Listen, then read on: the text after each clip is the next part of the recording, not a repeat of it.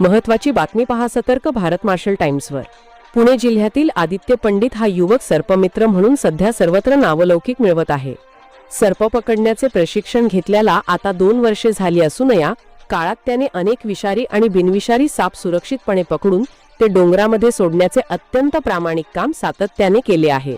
साप पकडण्याचे काम करताना अनेकदा जीवावर बेतणाऱ्या प्रसंगांनाही आदित्यने सामोरे जावे लागले।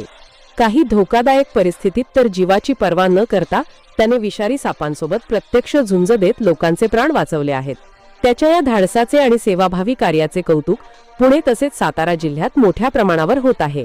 गावोगावातून विविध संस्थांकडून आणि पर्यावरण प्रेमींकडूनही आदित्यच्या कार्याची दखल घेतली जात आहे।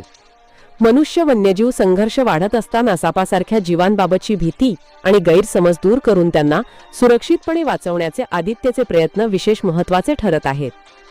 या सेवा कार्यातून समाजाबरोबरच पर्यावरणाचेही रक्षण होत असल्याने आदित्यचे योगदान अत्यंत कौतुकास्पद मानले जात आहे। भावी काळातही जनतेच्या सेवेसाठी तसेच वन्यजीव संवर्धनासाठी स्वतःला तप्तरित्या झोकून देत हे कार्य अखंड सुरू ठेवणार असल्याचे मत आदित्य पंडित यांनी व्यक्त केले आहे।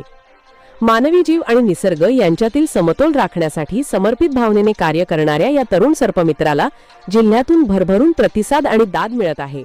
आपण पाहतात सतर्क भारत मार्शल टाइम्स पुणे।